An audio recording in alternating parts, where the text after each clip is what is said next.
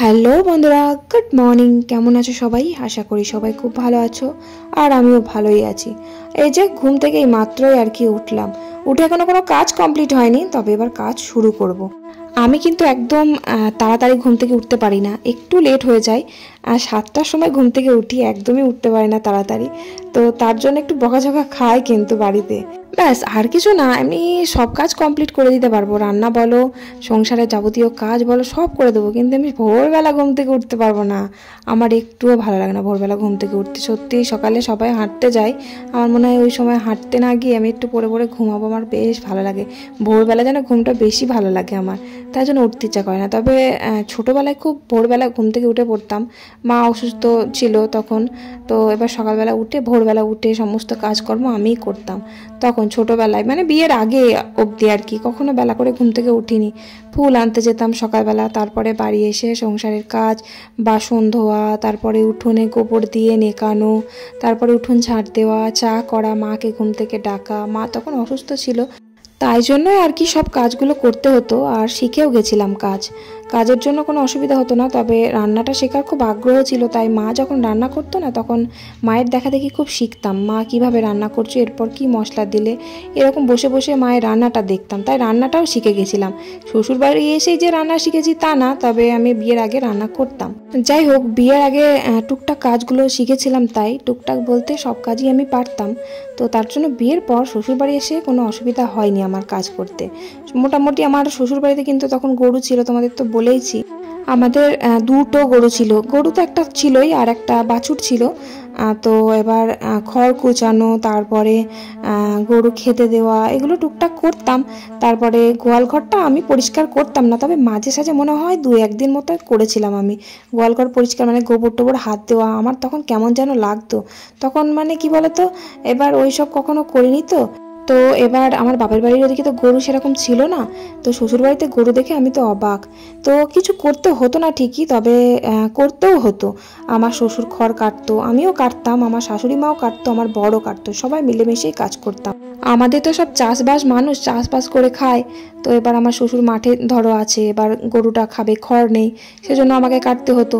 তারপরে আমার শাশুড়িমা কাজ করতো, হয়তো কাটতে পারতো না, বা যাই হোক হতো, আমি কাটতাম, আমার বর থাকতো না, দোকানে কাজ করতো, কাটতাম। সেদিন একবার ওই খড় কাটতে গিয়ে অনেকটা আঙুল কেটে ফেলেছিলাম, মানে অনেকটাই কেটে ফেলেছিলাম। মানে সে ব্যথা মনে হয় বছর বছর ছিল, তো এতটাই আঙুল কেটে ফেলেছিলাম। ওই যে খড় কাটা যে হেঁসোগুলো হয় না, হেঁসো না কি বলে, কাস্তে, ওই কাস্তেতে করে আমাদের খড় কাটতো। তো সেই কাস্তেতে অনেকটা হাত কেটে ফেলেছিলাম খড় কাটতে কাটতে। আর খড় তো খুব ছোট্ট ছোট্ট করে কাটতে হতো, কারণ আমার শ্বশুরমশাই বলতো যে বড় বড় করে খড় কাটলে গরুতে ভালো খায় না, তাই জন্য ছোট্ট ছোট্ট করে কাটার চেষ্টা করতাম, দিয়ে ওরকম হাত কেটে ফেলেছিলাম। তারপরে গরুকে চান করিয়ে দিতাম। গরু চান করাতে না আমার ভীষণ ভালো লাগতো। আমাদের যে নিচে বাসন ধুইতো, ওখানে একটা কুয়ো আছে, এখনও অবধি আছে। তো ওই কুয়ো থেকে আর কি মোটর বসানো ছিল, মোটর বসিয়ে আর কি পাইপের দ্বারা জলটা দিয়ে আর কি গরুর গায়ে দিতাম, আর বেশ সাবান দিয়ে ব্রাশ দিয়ে পরিষ্কার করে দিতাম, গরুটা ধপধপে সাদা হয়ে যেত। আর খুব গরমকালে গরুকে 2-3 বার করে চান করাতে হতো, চান করাতে আমার ভীষণ ভালো লাগতো তখন। তো অনেক দিন আগেকার কথা এগুলো, তখন আমার বড় ছেলে খুবই ছোট, তো অনেক দিন গেছে। তখন খুব খাটনি ছিল প্রচুর, মানে এত খাটনি কি বলবো। আবার গোবর হতো তো প্রচুর, গোবরগুলো কি হবে তখন আমার শাশুড়ি মা ঘুঁটে দিত, আমি কোনোদিনও ঘুঁটে দিতে যাইনি, ঘুঁটে মুটে দিতেও পারতাম না। আমি গোবর লাঠি দিতাম, সত্যি কথা বলতে আমি কিন্তু 3টে করে পাটকাঠি নিয়ে গোবর লাঠি দিতাম, অনেক গোবর লাঠি করেছিলাম আমি তখন। মানে কি বলবো, একদম গ্রামের বউ তখন আমি। তো সত্যি এখনও গ্রামেরই বউ যদিও। তো আমি পারি সব কিছু, টুকটাক কাজ করতে পারি না সেরকম কিছুই নাই, কাজে আমার ভয় নেই। তবে একটু ভোরবেলা আমি উঠতে পারি না, এটাই হচ্ছে সমস্যা। ভোরবেলা আমার একদম ভালো লাগে না উঠতে, মানে ভোরবেলা উঠলে একটু কাজটা তাড়াতাড়ি হয়ে যায়, রান্নাটাও আমি তাড়াতাড়ি করে নিতে পারি। অনেকগুলো রান্না হয় যদিও, তবুও একটু ভোরবেলা উঠলে ভালো হয়। আমি তো বলেইছি আমার তো দোষ আছে, একটু ভোরবেলা যদি উঠি তাহলে ভালো হয়, কিন্তু আমার ভোরবেলা উঠতেই বড্ড কষ্ট হয়। যাই হোক, তো ওপরের কাজ সব কমপ্লিট করলাম, ঘরগুলো ঝাড়পাট দিলাম, ঘর মুছলাম, গুবলু সোনাকে ঘুম থেকে তুলিয়ে ফ্রেশ করে খাইয়ে দাইয়ে নিচে এলাম। নিচে এসেই যে যা কাজ, এবার রান্না করব। বৃষ্টি কিন্তু পড়ছে টিপটিপ করে, আবার মাঝে মাঝে রোদও উঠছে। তো এই যে হাঁড়ি কড়াইয়ে কাদা বুলিয়ে নিচ্ছি, এবার ভাত বসাবো।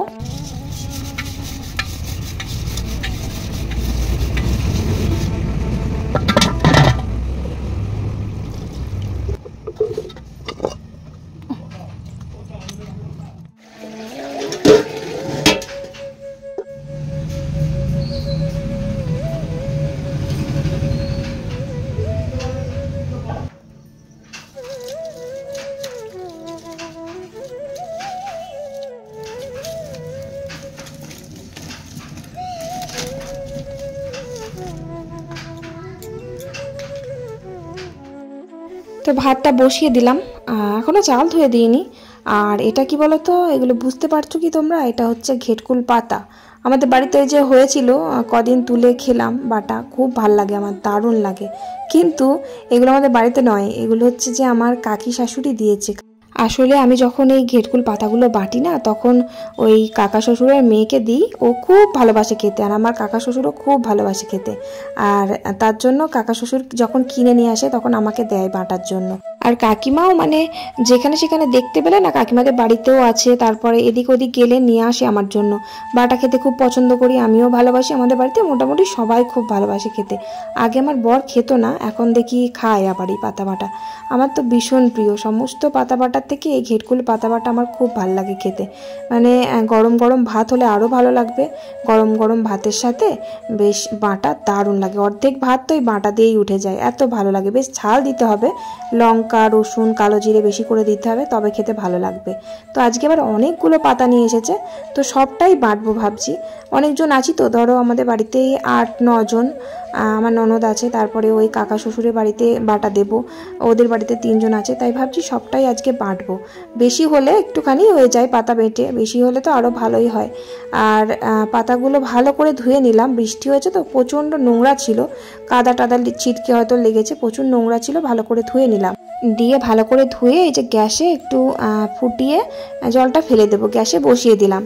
তারপরে রান্নাঘরে চলে এলাম, রান্নাঘরে এসে সবজিগুলো কেটে নিলাম। আজকে নিরামিষ রান্নাই হবে, নিরামিষ বলতে এমনি মাছ টাছ আজকে পাইনি, তাই আজকে কাঁচকলা, তারপরে পটল, আলু আর বেসনের বড়া দিয়ে একটা তরকারি করব।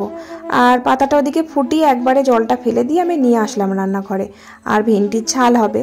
পাতাগুলো জানো তো, মানে জলের মধ্যে যখন ধুচ্ছিলাম হাত খুব চুলকাচ্ছিল, ওই পাতা কিন্তু গলা ধরে ঠিক মতো রান্না করতে না পারলে, তাই জন্য ওই পাতাটা একটু ফুটিয়ে জলটা ফেলে দিয়ে একবারে রান্নাঘরে নিয়ে চলে আসলাম। তবে আমি শিলে বাটি না, মিক্সিতেই বাটবো। একবারে রসুন, কাঁচা লঙ্কা রেডি করে নিয়ে তারপরে ওখান থেকে বেটে নিয়ে আসবো। তো ভাত হয়ে গেছে, আর আমার বর ফ্যানে ভাতে খেতে খুব ভালোবাসে, তাই জন্য ওর প্রত্যেক দিন কিন্তু ফ্যানে ভাতেই তুলি। ও ফ্যান ছড়ানো ভাত একদম পছন্দ করে না, তাই ফ্যানে ভাতই তোলা হয় ওর জন্য। তো ভাত হয়ে গেছে, ভাতটা নামিয়ে দিলাম। আর আজকে একটু ভাবলাম পেঁয়াজ দিয়ে বেসন দিয়ে বড়া ভাজি, অনেক দিন ভাজা হয়নি। আমরা তো কিছু না কিছু জলখাবারে খাওয়ার জন্য একটা না একটা কিছু করি, যে কোনো বড়া ভাজা হোক, পটল ভাজা হোক, বেগুন ভাজা হোক, কিছু না কিছু একটা বানাই। তো শুধু আলু সেদ্ধ ভাত তো আর খাওয়া যায় না, তাই একটা কিছু করে নিই। তো আজকেও ভাজলাম, আজকে একটু লঙ্কা আর পেঁয়াজ দিয়ে বড়া ভাজলাম। তো বড়া কটা ভেজে আমি দিয়ে আসলাম ও ঘরে, কারণ ভাত টাত রেডি আমার শাশুড়ি মাই করে সবাইকে দিয়ে দেয় জলখাবারে খাবারটা, আমি আর কি রান্নাটা করি। আলু ভাতে মাখা, তারপরে সবাইকে ভাত বেড়ে দেওয়া, এগুলো সব আমার শাশুড়ি মাই করে। যাই হোক, তারপর বড়াটা ভেজে দিলাম, তারপর একটু ভেন্ডির ঝাল রান্না করে নিলাম। কালকেও ভেন্ডি করেছিলাম, কারণ অনেকটা ভেন্ডি এনেছিল, কালকে হাফটুকু করেছি আর আজকে হাফটুকু করে নিলাম। আর ভেন্ডির ঝাল খেতে আমার ভীষণ ভালো লাগে, ভেন্ডি ভাজা বলো, ভেন্ডির ঝাল খুব ভালো লাগে। তবে ভেন্ডি সিদ্ধটা না, আমাদের বাড়িতে আমার বড় ছেলে আর আমার শাশুড়ি মা খুব ভালোবাসে খেতে, জেঠুও খায়। তবে আমি ভেন্ডি ভাতেটা একদম খেতে পারি না, মানে ভেন্ডি সিদ্ধ ওই ভাতের মধ্যে আর কি বেঁধে দেয় ন্যাকড়ার মধ্যে করে, দিয়ে ওটা মেখে নুন তেল লঙ্কা দিয়ে খাই, ওটা আমি খেতে পারি না। আমার ভাজাটা ভালো লাগে, ঝালটা ভীষণ প্রিয় সব থেকে, আর ভাজাটা ভালো লাগে ওই ডালের সাথে, ভালো লাগে বেশ চাপ করে মসুর ডাল হবে আর ভেন্ডি ভাজা। যাই হোক, এই যে পাতা বাটাটা অনেকটা হয়েছে, দেখেছো কতটা হয়েছে। বেশি করে লঙ্কা দিয়েছি, প্রায় 12টা-13টা এরকম লঙ্কা দিয়েছি। লঙ্কায় ঝালই নেই, বলে বর্ষার লঙ্কা নাকি খুব ঝাল হয়, কিন্তু লঙ্কা নিয়ে আসে ঝাল খুবই কম, একদম ঝাল নেই, খোসা মোটা, লম্বা লম্বা, দেখতেই সুন্দর, ঝালের বেলায় কিছুই নেই। আর আমরা কিন্তু খুব পরিমাণে ঝাল খাই, প্রচণ্ড পরিমাণে আমরা ঝাল খাই, তার জন্য অনেকগুলো লঙ্কা দিয়েছি এর মধ্যে। আর এইসব জিনিস একটু ঝাল ঝাল না হলে ভালো লাগে না। তো যাই হোক, পাতা বাটাটা করে নিলাম ঝাল ঝাল করে। আর বড়া, বেসনের বড়া দিয়ে বললাম না কাঁচকলা পটল দিয়ে তরকারি করব, কিন্তু বেসনটা না পাতলা হয়ে গেছিল, এত পাতলা হয়ে গেছে যে বড়াটা আমি ভাজতেই পারছিলাম না। আর আমি অনেকক্ষণ আগে ভিজিয়ে রেখেছিলাম, বেশ অনেকক্ষণ আগে ভিজিয়ে রাখলে না তাহলে বেসনের বড়াটা খেতে খুব ভালো হয়। বেশ ফাটিয়ে নিলে অনেকক্ষণ আগে দিয়ে রেখে দিয়ে তারপরে ভাজলে সেটা খুব নরম হয় ঝোলের মধ্যে দিলে, আর সঙ্গে সঙ্গে ফাটিয়ে ভাজলে অতটা টেস্ট হয় না, নরমও হয় না। তাই আমি অনেকক্ষণ আগে বেসনটা ফাটিয়ে রেখে দিয়েছিলাম। তা বড়াটা ভাজলাম, পাতলা হয়ে গেছে, বুঝতে পারিনি, জল বেশি হয়ে গেছিলো। তো বেশ বড়াটা বড় বড় হয়ে গেছে, গোল গোল করে, মানে যে ফুলুরি হয় না গোল গোল মতো, সেরকম হয়নি, চ্যাপটা চ্যাপটা বাতাসার মতন হয়ে গেছে। না না, বাতাসার মতো না, চপের মতন হয়ে গেছে। চপ ঠিক এরকম বড় বড় হয় না, এ বেশ গোল গোল টাইপের। আর এটা তো একেবারে লাস্টে দিয়েছিলাম, একদম পাতলা হয়ে গেছিলো, একদম বড় সড়ো হয়ে গেছে। তবে আমি তরকারিতে দেওয়ার পর এত সুন্দর গলে গেছে না, কি বলবো, কয়েকটা বড়া তো গলে গেছে, খুব টেস্টি লাগে ওই বড়াগুলো। যেগুলো ফেটে ফেটে যায়, ভেতরে ঝোল ঢুকে যায়, খেতে কিন্তু খুব টেস্ট হয়। আর টক তো আমাদের জানোই, টক রোজই হয়। আজকে একটু কুমড়ো আর বেগুন আর ওই বড়া কিছুটা রেখে দিয়েছিলাম ছোট ছোট করে, ওইগুলো বড়া দিয়ে আর কি একটু টক করলাম। টক না হলে তো চলেই না, রোজই টক করতে বলে, কিন্তু এক একদিন বেশি তরকারির পদ রান্না হয়ে গেলে না, সেদিনকে আমি আবার টক করি না। তো যাই হোক, রান্না কমপ্লিট করলাম। কড়াইটা মাজতে পারলাম না, প্রচুর জল পড়ছে, তাই জন্য কড়াই আজকে রেখে দিলাম, কড়াই মাজা হলো না। তো তারপর আমার জেঠু শ্বশুর একটা ভুট্টা নিয়ে এসেছে, তো বলল যে বৌমা ভুট্টাটা পুড়িয়ে দাও, দিয়ে ছেলেকে দাও, ছেলে খেতে ভালোবাসে। আর আমার বড় ছেলে খুব ভালোবাসে ভুট্টা খেতে, তাই জন্য ভুট্টাটা আমি উনুনেই পোড়াবো ভাবছিলাম, কিন্তু উনুনে পোড়ালে নোংরা হয়ে যাবে, কারণ ছাইটাই আছে তো। কিন্তু উনুনে আগুন ছিল খুব ভালো, কাঠ দিয়ে জাল দিয়েছি। যাই হোক, ধুলো টুলো লেগে যাবে বলে, ছাই লেগে যাবে বলে আমি আর উনুনে নিয়ে গেলাম না। আমি গ্যাসেতে পুড়িয়ে দিয়ে একটু লেবু বিট লবণ দিয়ে মাখিয়ে দিলাম ওকে। ও খেয়ে নিল, খেয়ে যে পুকুর পাড়ে এসেছে চান করতে। প্রত্যেক দিন সাঁতার কাটতে আসে, আজকে আমি নিয়ে আসলাম ওকে। কি দেখবো বল, এতটাই জল, ওখানে তো ভরতে হবে। চারিদিকে এত আবর্জনা, দেখেই আমার নামতে ইচ্ছা করছে না।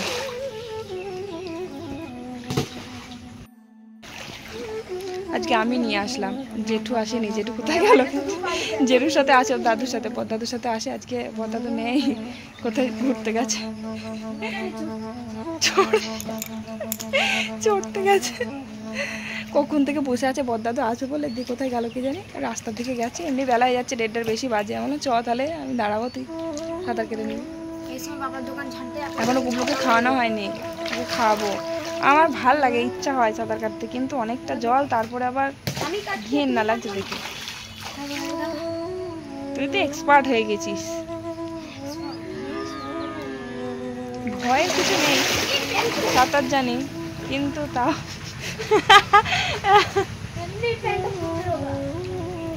আমার সত্যি নামতে ইচ্ছা করছে বাবু। বদ্দা তো চলে আসবে তো এখনই, আবার ফোনটা রেখে দিয়ে আসি গা, একটু কাটে ফোনটা রেখে দিয়ে আসি। হ্যাঁ, বৃষ্টি আসুক দিয়ে, হ্যাঁ দিয়ে আমার ফোনটা আবার জলের মধ্যে পড়ে গেলে সব সবে রাখা রেখে জায়গা নেই, জমের নোংরা আবর্জনা ঘেন্না লাগবে দেখো। ওই দেখ বদ্দাদু চলে এলো, ও দেখ বদ্দাদু আসছে, বদ্দাদু আসছে, আমি চলে এলাম, ভাইকে খাওয়াই গা। বলি জীবনেও সত্যি করে পুকুরে যাবো না, পাকামো করে আমি আবার পুকুরে চান করতে গেছি, সাঁতার কাটতে গেছি। মানে এসেছে তো এসেছে একবারে, আমরা মাছ পুকুরে সাঁতার কাটছি, আর আমার ছেলে ছিল ডাঙার কাছেই, ও ছিল ডাঙার কাছেই, ও আবার সাপ দেখে আমার কাছে ছুটে চলে গেছে, পালিয়ে যাবে কি তা নাই, আমার কাছে ছুটে চলে গেছে। আমার গায়ে এসে মারছিল আর কি, গায়ে পায়ে, গো সাপ, তাও আবার এমনি অন্য সাপ নাই, গো সাপ। ওরে বাপরে, আমার যা ভয় লেগেছে না, আমি সত্যি, আমার শাশুড়ি মা ঘরে ছিল, শুনতে পেয়েছে, দিয়ে পুকুর পাড়ে চলে গিয়েছে। এত চেঁচাচ্ছে, কি হলো কি হলো, এত জল বেড়েছে না, না যাওয়াই দরকার। তুই আর যাবি এই পুকুরে যাবি?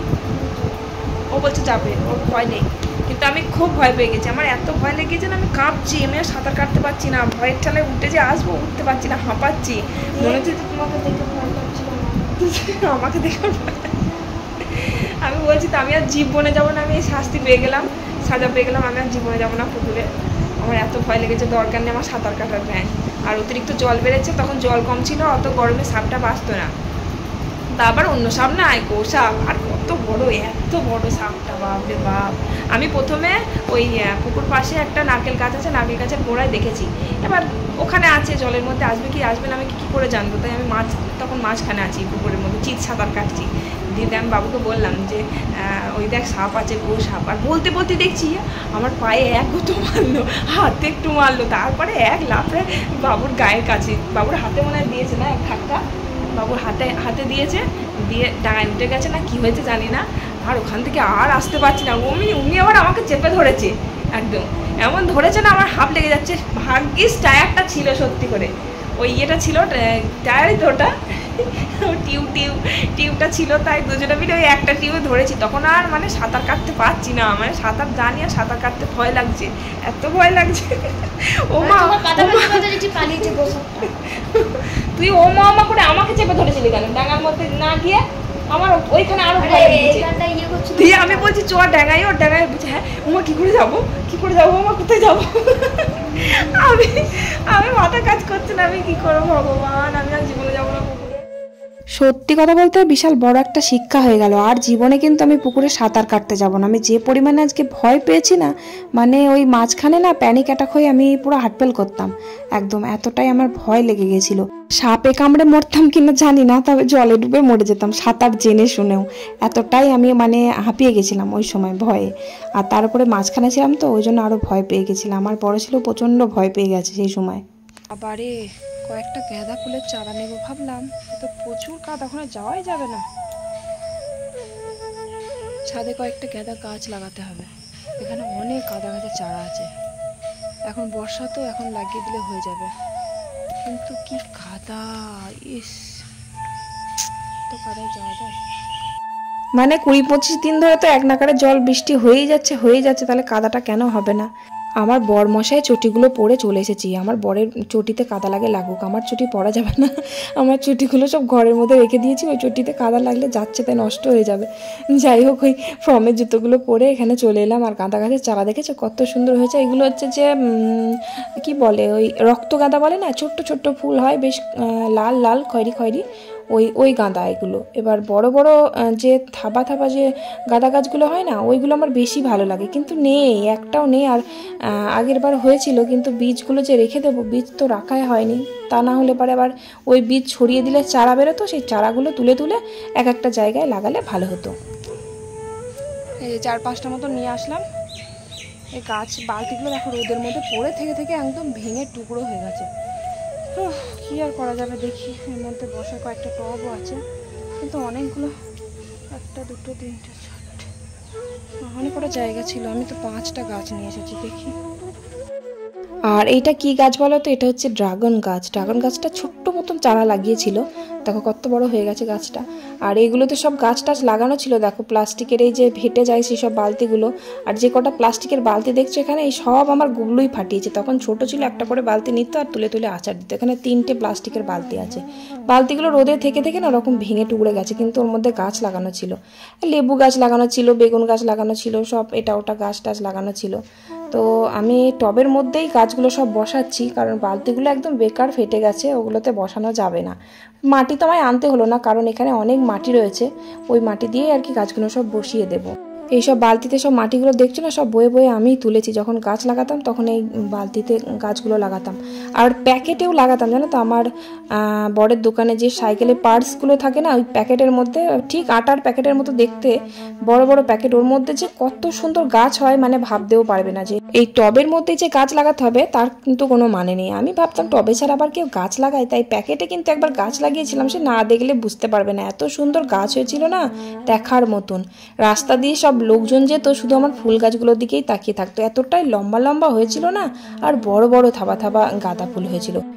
তখন আমার গুবলু সোনা হয়নি, মানে গুবলু সোনা হওয়ার আগের বছরে আমি ফুল গাছ লাগিয়েছিলাম ছাদে, মানে সারা ছাদ জুড়ে শুধু ফুল গাছ আর ফুল গাছ। আর তখন কিন্তু আমাদের মানে জলের ট্যাঙ্কিও হয়নি, আর বাড়িতে সাবমার্শাল মানে মেশিন কলের জলের কোনো সুবিধাই ছিল না। তখন কুয়ো থেকে জল তুলতাম, তুলে তুলে আমি ছাদে নিয়ে এসে গাছ লাগিয়েছিলাম। আর এখন দেখো, মানে হাতের কাছে কল আছে, জল আছে, তবু লাগানো হয় না। সারা ছাদ জুড়ে গাছ লাগিয়েছিলাম, নানা রকমের ফুল ছিল, গাঁদা ফুল, জবা ফুল, তারপরে গোলাপ ফুল, তারপরে কি বলে চন্দ্রমল্লিকা, নানা রকমের নামটা আমার অত মনে নেই, তবে নানা রকমের ফুল গাছ লাগিয়েছিলাম। তো যাই হোক, 4-5টা গাঁদা ফুল গাছ লাগিয়ে দিয়ে চলে এলাম। আর এদিকে সন্ধেও লেগে গেছে, সন্ধে দিয়েছি সন্ধেবেলাটা টিফিন করব, কটা পাঁপড় ভাজলাম। আর আমার বড় ছেলে বললো, মা দুটো মাকে আলুর পাঁপড় ভেজে দাও, তো আলুর পাঁপড় খাবে। আমাদের যে ওই কি বলে ভুট্টার পাঁপড়গুলো আমরা খাই, ওটা আবার ও পছন্দ করে না খুব একটা, তাই জন্য ওকে আলুর পাঁপড় ভেজে দিলাম। আর দেখো পড়তে বসেছে কোথায়, নিচে বসে পড়তে বসবে, বিছানায় বসবে না কিছুতে। ওই যে ওয়ার্ড্রপে ওর সমস্ত বই টইগুলো থাকে, তো ওয়ার্ড্রপ বলছি কি বলে, বুক সেলফের ভেতরে বই টইগুলো থাকে, তো ওইখানে বসে বসে পড়াগুলো করে নেবে। বলবে বইগুলো নিয়ে যেতেও তো আমার বারবার অসুবিধা হয়, তাই আমি ওখানেই বসে বসে পড়ি। যাই হোক, ওকে দুটো পাঁপড় দিলাম, দিয়ে আমরা দুটো মুড়ি খেয়ে নিলাম পাঁপড় দিয়ে। তাহলে চলো ভিডিওটা এখানেই শেষ করি। ভালো লাগলে একটা লাইক করে কমেন্ট করে দিও। চলো আজকের মতো tata, bye bye, good night, ভালো থেকো সবাই। আবার কালকের ভিডিওতে দেখা হচ্ছে।